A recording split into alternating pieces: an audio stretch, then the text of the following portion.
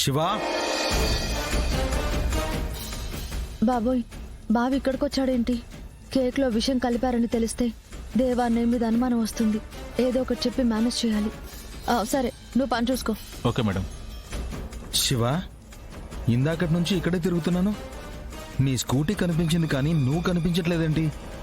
అయినా నువ్వు ఇక్కడికి ఎందుకు వచ్చావు? బావా, ఎవరైనా బేకరీకి ఎందుకు వస్తారు? కేక్ కొనడానికే కదా. నాగవల్లికి ఇష్టమైన కేక్స్, స్వీట్స్ తీసుకువెళ్దామని వచ్చాను. అలాగా? అయితే కుముదవల్లికి బిస్కెట్స్ అంటే చాలా ఇష్టం, అవి కూడా తీసుకో. అలాగే బాబా. బాబు, ఆ బిస్కెట్స్ కూడా ప్యాక్ చేయి.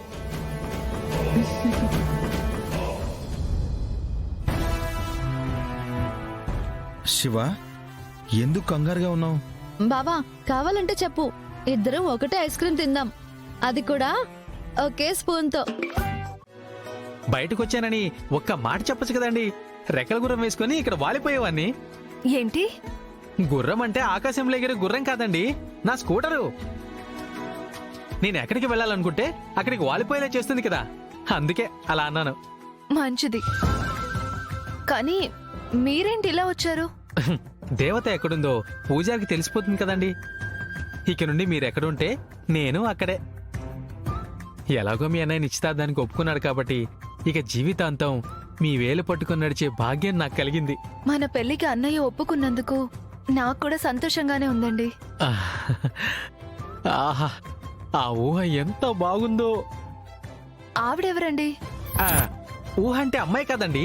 మనిద్దరం పెళ్లి చేసుకుని చంటోడు, మీరు, నేను ఈ రాజా గుర్రం మీద, అదే రెక్కల గుర్రం మీదే ఎక్కడ కావాలంటే అక్కడ వాలిపోవచ్చు.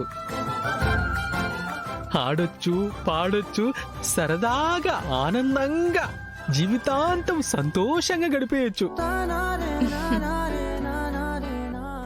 ఏమండి, ఇంకా పెళ్ళే కాలేదండి, అప్పుడే మీరు గాల్లో మేడలు కట్టేస్తున్నారే. మీరెలాగో నన్ను ప్రేమించారు, మీ అన్నయ్య మన పెళ్లికి ఒప్పుకున్నాడు. ఇక మన పెళ్లికి అడ్డు అదుపు ఏం ఉండదండి. ఉన్న అపార్థాలు కూడా తొలగిపోయినందుకే గంగాధరం గారు గ్రీన్ సిగ్నల్ ఇచ్చేశారు. ఇక పిప్పి డుమ్ డుమ్ డుమ్, పిప్పి డుమ్ డుమ్ డుమ్, పిప్పి డుమ్ డుమ్ డుమ్ డుమ్.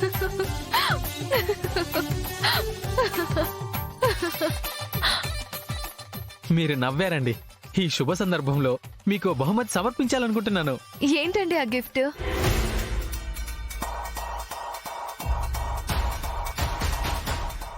వన్ మినిట్ చూపిస్తాను. టాంటాయ్ చాక్లెట్. ఏంటండి ఇది? నేనేమైనా చిన్నపిల్లనా? శ్రీవల్లి గారు, నేనిచ్చే చిన్న గిఫ్టే చూస్తున్నారండి. దీని వెనుకున్న నా కొండంత ప్రేమను చూడట్లేదు సుమి.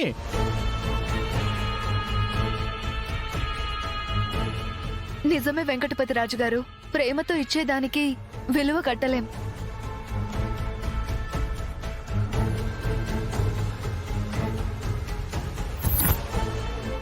ఆహా, నిజంగా నేను అదృష్టవంతునండి. నేనిచ్చింది మీరు పుచ్చుకున్నారు, కానీ ఇబ్బంది పెట్టరు. ఏ మగాడికైనా ఇలాంటి అమ్మాయి పెళ్ళంగా వస్తే వాడి జీవితం స్వర్గమే. నాదేదే పరిస్థితి అనుకోండి. సరేనండి, ఇంటి దగ్గర అన్నయ్య ఎదురు చూస్తూ ఉంటాడు, నేను వెళ్తాను. ఓకే.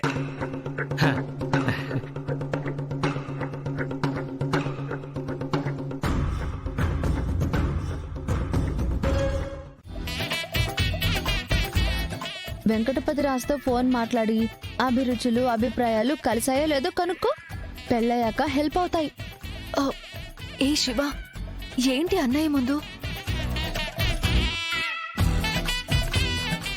పెళ్లి అనగానే అక్క ఫేస్ ఎంత బ్రైట్నెస్ గా వెలిగిపోతుందో. ఏ ఆపండే.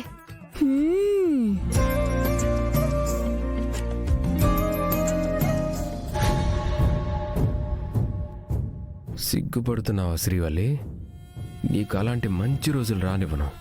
పెళ్లి జరిగిపోతుందని తెగ ఆరాట పడిపోతున్నారు, కానీ మీరనుకున్నది ఒక్కటి కూడా జరగదు. అన్నయ్య నిశ్చితార్థానికే ఇన్ని ఏర్పాట్లు చేశాడంటే పెళ్లి ఇంకెంత బాగా జరిపిస్తాడో. బాగా అంటే ఎలా చేస్తావు బావా? ఎలా చేస్తానా?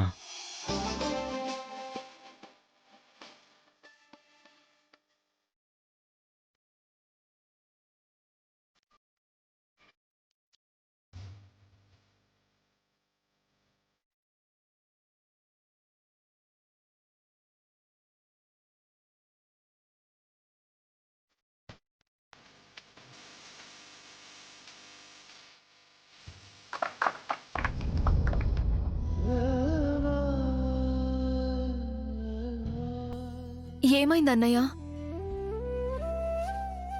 ఆ కన్నీళ్ళేంటన్నయ్య? శ్రీవల్లి దూరం అవుతుందని బాధపడుతున్నావా బావా? అలాంటి టెన్షన్ ఏం పెట్టుకోకన్నయ్యా. ఆయన మనక్క ఎలా అంటే అలాగే. ఇల్లరికం వచ్చాయంటే ఇక్కడ వాలిపోతాడు అంతే. నేను బాధపడుతుంది దాని గురించి కాదమ్మా. వెంకటపతిరాజు అర్థం చేసుకుంటాడు.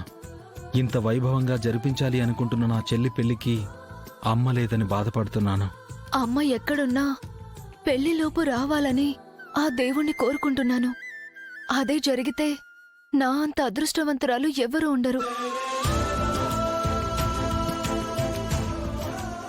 శివవదిన కూడా మమ్మల్ని అమ్మలా చూస్తుంది కదన్నయ్య.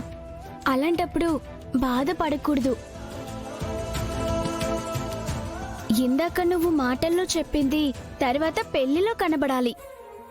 శ్రీవల్లి అక్క పెళ్లి అంటే అంత గ్రాండ్ గా జరగాలి. అప్పుడే అమ్మ ఎక్కడున్నా సంతోషిస్తుంది. ఏదో అమ్మ గుర్తొచ్చి కళ్ళల్లో నీళ్లు తిరిగాయమ్మా. మీరంతా బాధపడకండి. శ్రీవల్లి పెళ్లి అందరూ సంతోషంగా జరిపించాలి.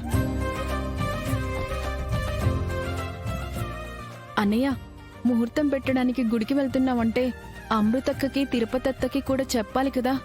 లేదంటే మమ్మల్ని పిలవకుండా ఏర్పాట్లు ఎలా చేస్తారని తర్వాత బాధపడతారు. వాళ్ళకి చెప్పకుండా ఎలా ఉంటానమ్మా?